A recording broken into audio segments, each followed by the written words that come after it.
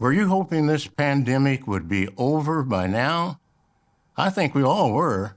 In some places, the number of new cases is low, but in other parts of the world, highly contagious variants are spreading and the pandemic is raging like never before.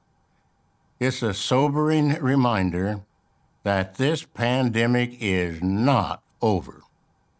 We weep with those who weep, and we pray, especially for our brothers and sisters in Latin America and Africa, where there's been quite an increase of cases in recent weeks.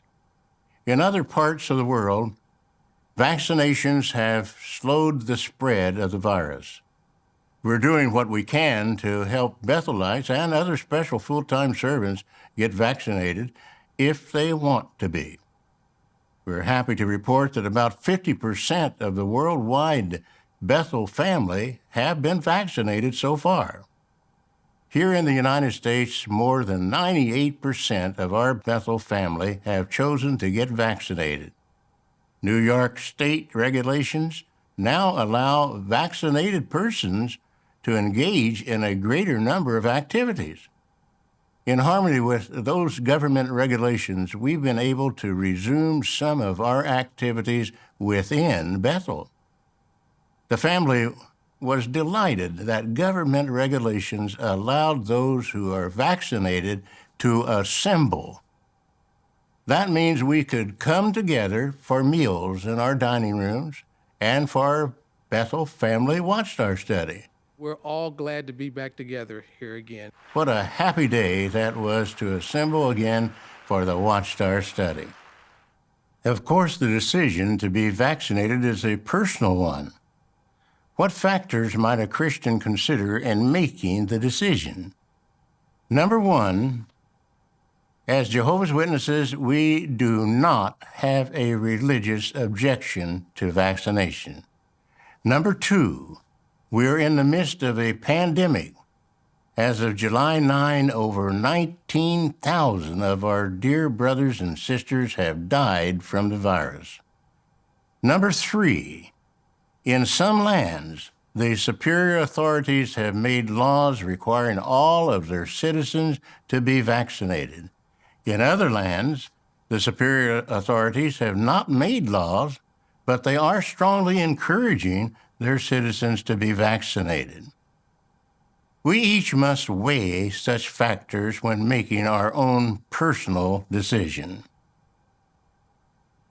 Continue to take reasonable precautions in accord with local conditions, especially if you have health problems or you're up in years. Stay in touch with direction coming from the local health authorities and be careful. In this update, I'd like to talk with all of you older ones. I'm an older person myself. I'm going to turn 87 before too long. When I was 20 or 30 years old, I had no idea I'd still be around at 87. Many of you probably feel the same way. But here we are now. And just like Ecclesiastes chapter 12 says, the days of distress have come. Our bodies are slowing down. We've lost the youth we used to have. We can't see or hear too well. We've got all kinds of health problems. And during the pandemic, we've had to stay shut up in our little old homes for a lot longer than we thought we would. And it may be that one or two of us have felt that God has just thrown us away, that he's just not interested in old people after our youth is gone. We know he's going to take care of us. We're going to get everlasting life. But right now, we feel like we're kind of on our own. But I'd like to remind you of something found in the Bible. You know, at one time, most likely David thought that Jehovah had left him. That's the reason why he said what is recorded at Psalm 71, verse 9. Do not cast me off in my old age. Do not abandon me when my strength fails. But we know that Jesus mentioned David in his teaching because hundreds of years later, after David's death, Christ talked about David. So Jehovah didn't throw him away. That's for sure. And he's going to remember David even more in the resurrection. And he hasn't really thrown any of us away either, even though we may feel that he has at times. How do you know that? How do you personally know that Jehovah has not thrown you away? Well, let's think about it. How many of you know how old Methuselah was when he died? You probably learned that a long time ago. You know the answer. He was really old, the oldest one mentioned among imperfect humans in the Bible. How many of you know how old Noah was when he started to build the ark? He was well over 500 years old. That shows us that God remembers us when we're old. The Christian Greek scriptures also tell us about the prophetess Anna, who was 84 years old.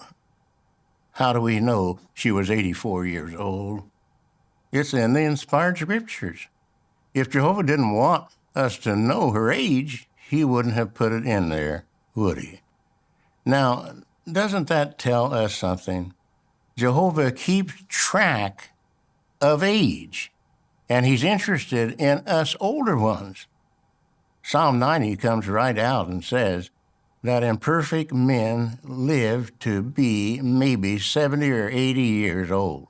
And even then, those years are filled with trouble. So Jehovah put all that in there for us to know that he has not thrown us away, that he remembers us. We're so proud of you.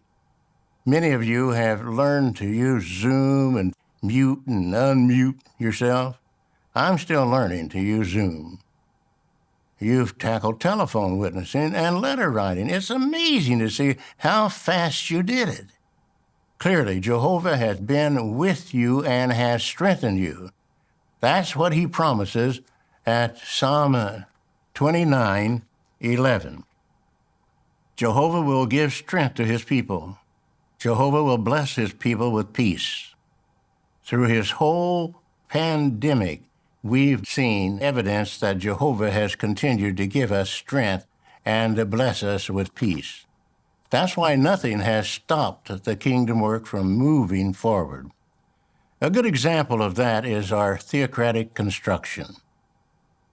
You may be wondering how the pandemic has affected the worldwide construction work, not to mention all the work normally done to maintain our kingdom halls. Did everything just stop?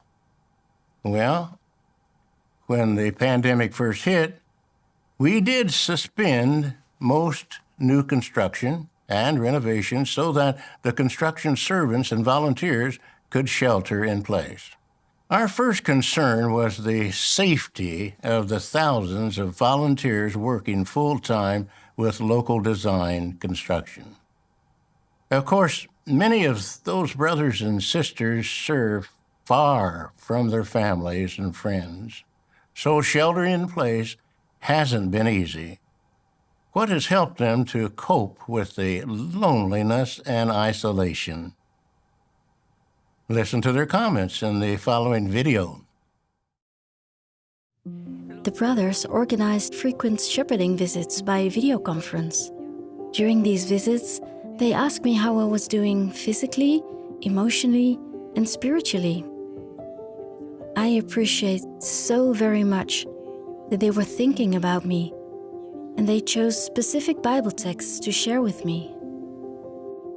So during the pandemic, I was assigned a field service group to oversee, and this gave me more opportunities to assist new publishers in maintaining good personal Bible study habits and also train brothers to reach out for more responsibilities.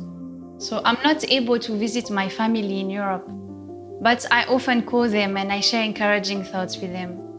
I also like helping young ones in the ministry. It is not easy for them to preach during this pandemic, but preaching together boosts all of us. And by giving, I felt Jehovah's blessings. For example, brothers and sisters have been checking up on my husband and I, and have been an emotional support during this lockdown. Without them knowing, their texts, calls, and other caring deeds have made things easier for us. Did you notice what helped them maintain a positive outlook? Encouraging shepherding visits and staying busy with spiritual activities. So even though they couldn't work as much on branch projects or build kingdom halls, they could build up their spirituality and encourage others, and that's exactly what they did. Now, we said earlier that most construction had to stop for a while because of the virus. But did that mean everything stopped? Not at all. We were able to keep making progress on a number of branch projects. One example is the new branch property in Argentina.